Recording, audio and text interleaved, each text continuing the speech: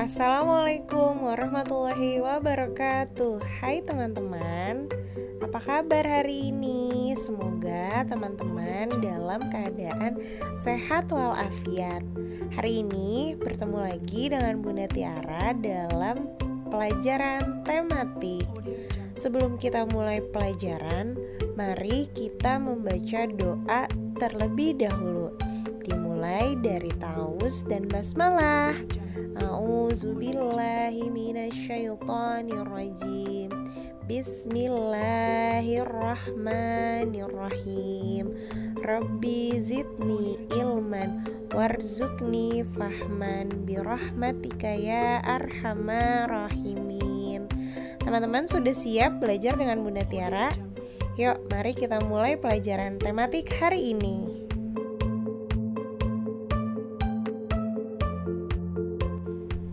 Dongeng.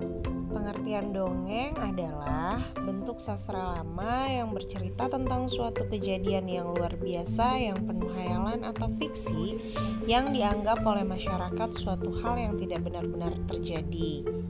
Dongeng merupakan bentuk cerita tradisional yang biasanya disampaikan secara turun-temurun dari nenek moyang kita. Nah, fungsinya bisa untuk menyampaikan ajaran moral atau untuk mendidik, dan juga bisa untuk menghibur. Macam-macam dongeng ada 5 macam. Yang pertama adalah mite atau mitos, yaitu jenis dongeng yang menceritakan hal-hal yang berhubungan dengan makhluk halus seperti jin, setan, atau dewa-dewi. Contoh cerita dongeng mite adalah cerita Nyi Roro Kidul, Joko Tarub, dan lain-lainnya. Yang kedua adalah sage, yaitu jenis dongeng yang ceritanya mengisahkan sejarah tokoh tertentu yang memiliki keberanian, kepahlawanan, kesaktian, atau kebaikan. Contoh dongeng sage adalah cerita Calon Arang, Ciung Wanara, Air Langga, dan lain-lainnya. Yang ketiga adalah fabel, yaitu jenis dongeng yang menceritakan mengenai kehidupan hewan, di mana hewan-hewan tersebut dapat berperilaku seperti manusia.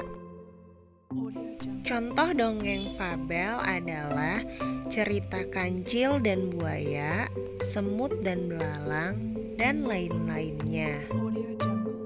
Yang keempat adalah legenda, yaitu jenis dongeng yang dipercaya oleh beberapa penduduk setempat benar-benar terjadi tetapi tidak dianggap suci atau sakral. Contoh cerita legenda yaitu cerita Lutung Kasarung, Danau Toba, Batu Menangis, dan lainnya. Nah, yang kelima adalah parabel, yaitu jenis dongeng yang ceritanya mengandung nilai-nilai pendidikan, baik pendidikan moral, agama, atau pendidikan lainnya yang disampaikan secara tersirat. Contoh dongeng parabel adalah cerita Malin Kundang. Sekarang silakan teman-teman buka buku tematiknya, tema 2, halaman 12. Di sana ada cerita dongeng tentang kisah bunga mawar dan pohon bambu. Setelah teman-teman membaca cerita dongengnya, teman-teman bisa kerjakan soal halaman 13 nomor 1 sampai nomor 5.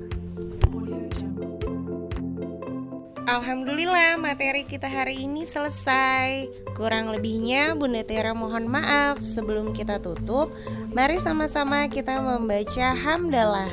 Alhamdulillahirabbil alamin. Cukup sekian dari Bunda Tiara. Wassalamualaikum warahmatullahi wabarakatuh. Sampai jumpa di lain kesempatan.